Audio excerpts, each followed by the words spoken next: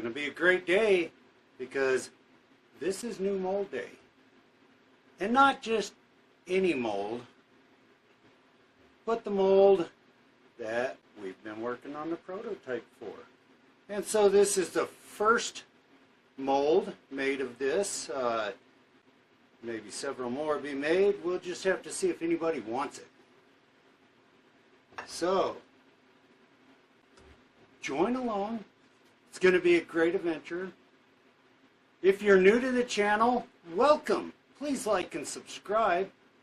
And make sure you hit that little ding-a-ling-a-ling thing. And so it's got the little squiggly around it, so that you get notified every time I make a crazy nutsy video. And if you're returning to my channel, thanks for joining me again. I really appreciate it. And without you guys, I couldn't be me. So buckle up, Buttercup. It's going to be a ride.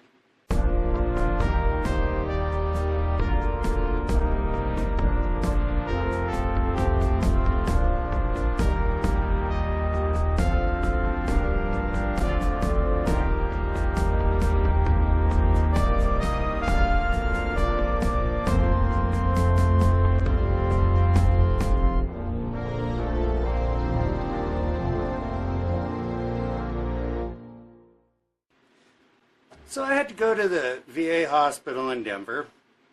You know, I go down there for my prosthetics, and since I'm there for my prosthetics and that takes a week, I just do everything. I see all my doctors. I got like 15 different doctors that I see. I had to check in with my surgeon.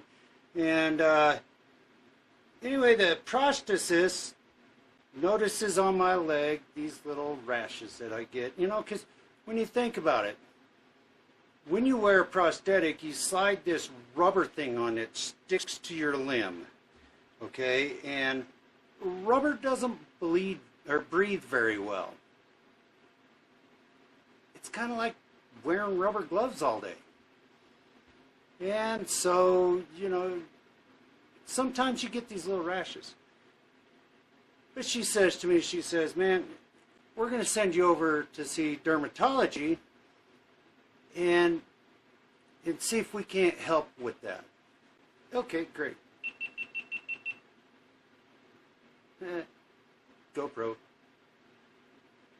So I go over to dermatology and see this dermatologist, and she's looking at my leg, and then she looks up and she notices on the back of my ear I got a little purple spot. And she says, oh goodness, you've got skin cancer. We're going to have to take care of that. And I says, what do you mean I got skin cancer? And she grabs my ear and she says, yeah, right back here, there's a bump of skin cancer. I started laughing. I said, no, ma'am, that's not skin cancer, that's shrapnel. She says, oh, I've seen this before. This is skin cancer. And I says, well, I've seen it since 1987, and I'm telling you, it's shrapnel. My kids get a big kick out of sticking a magnet to the back of my ear. And I'll walk around for half a day with the magnet stuck to my ear before I realized they was messing with me. And she says, well, anyway, at any rate, with your skin type, being light-skinned and freckles and this and that and the other, and she goes on and on and on about all this stupid stuff. She says, from now on, when you go in the sun, you're going to have to wear the hat. It's new mold day. It's a happy day. Not near as good as getting something like an Epic or an Angling AI or Hog Salad or, you know, some of those, but still fun. And half the fun is in making it. And so I sat down on my milling machine and I made the Hell-uv-a-grub. And when I made the first prototype, I only made one Hell-uv-a-grub. And one half of a Hell-uv-a-grub at that. So I took and I poured two of those halves in different colors, and then I used a hot knife and laminated them together, and I took it out to a lake that's nearby here called Keyhole, and I'll be dang, dropped it down through the ice, and I caught walleye. Some pretty nice walleye. Some of them, those were over 20 inch. They were great walleye.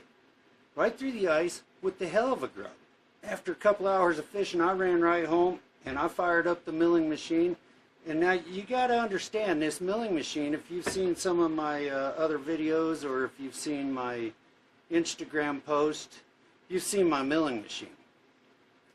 And for those of you that are new, my milling machine, let's look back in history. Okay, so we're going to get in Mr. Peabody's Wayback Machine, and we're going to push a couple buttons, and it's going to go dee-dee-dee-dee-doo-dee-doo-doo-doo, whoosh! And now we're at the Delaware River. And on the Delaware River is a whole bunch of boats, and the very first boat, the one in the lead, charging across the Delaware River as people were sweating and rowing and stuff, was George Washington. And he's standing there on the bow of the boat with his sword drawn and pointing the direction they're going, and he's leading the charge. Everybody's seen that picture in their history books, but the picture they don't show you is the second boat that was there on George Washington's raid across the Delaware was my milling machine. And why did they have my milling machine? Good question. The answer is they were going to throw a chain around it and throw it overboard, and it was big enough and heavy enough and clunky enough to stop all them boats.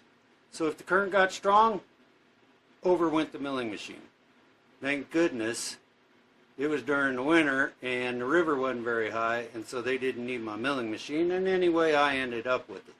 So it's a CNC milling machine, much like you see many of the mold makers using, except for it's like way old. And it uses a language unlike any CNC machine ever invented, and it's kind of limited in what it can do. So I can make simple baits, but the stuff that they make at Epic Bait Molds and some of those, forget it. That's like way out of my league. So, but anyway, what do you say we fire everything up and make us a hell of a grub? We're right at about 3:30, so we're going to suck some up here. We'll see if this mold drinks at all. This is the first time I've ever shot it.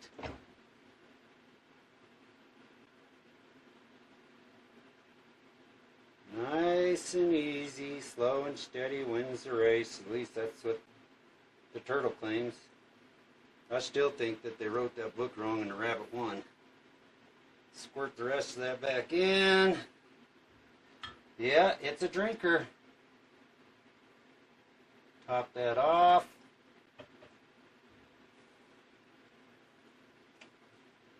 That's a drinker for sure. For sure, for sure.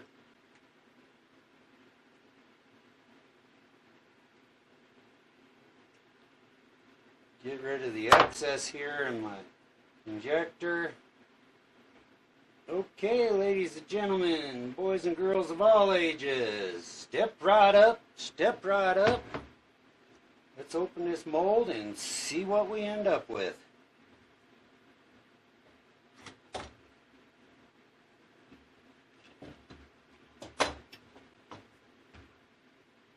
Here we go.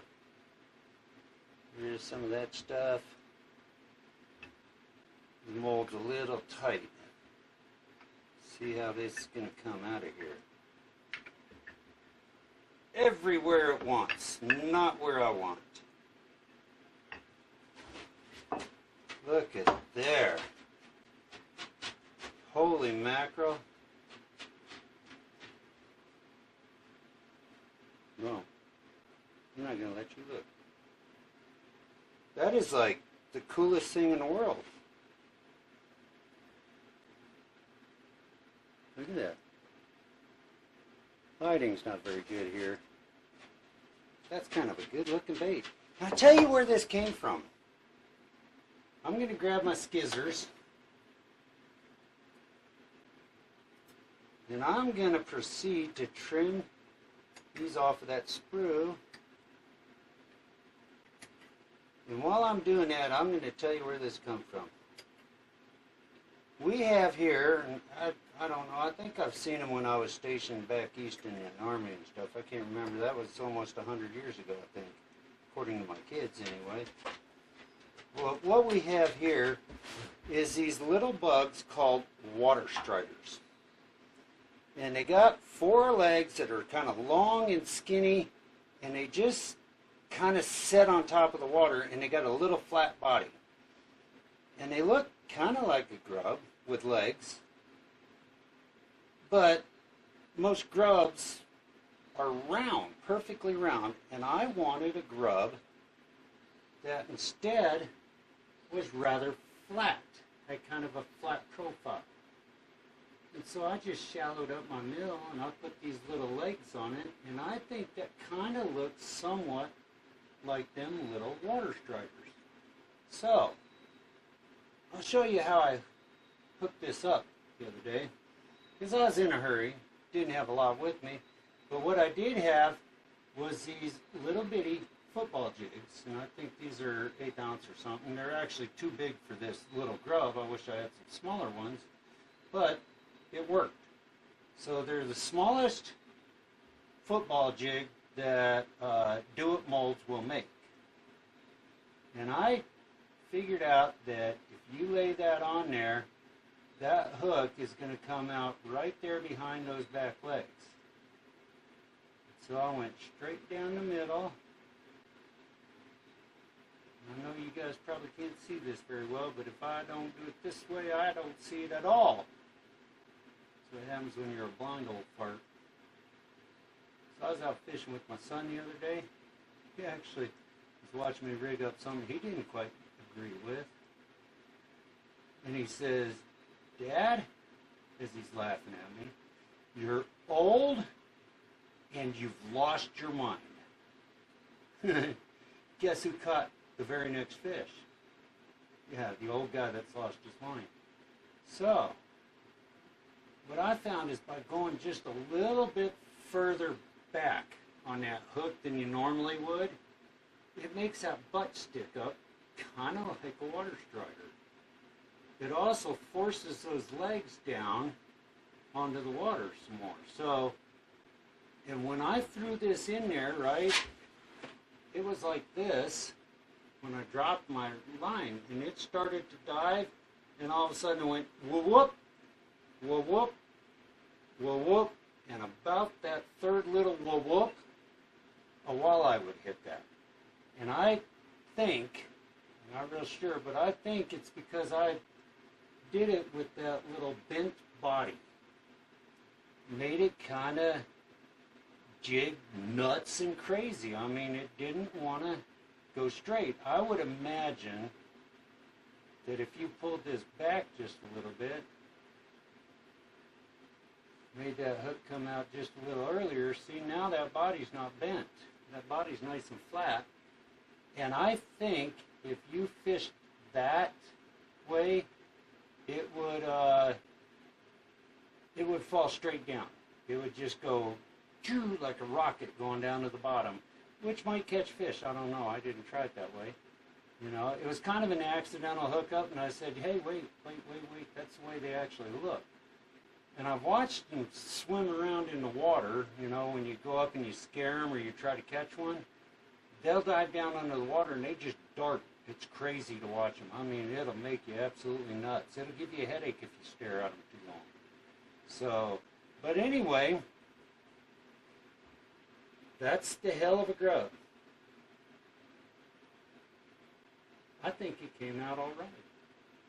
Nice flat body like that. Kind of different. Something the fish have never seen.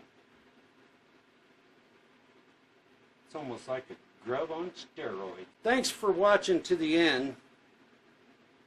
And because you're so good about watching to the end, I'll tell you what I'll do. the first person to put in there, grub me with the Hell-uv-a-grub down in the comments below, I'll just mail you a pack of these grubs. So this makes 6.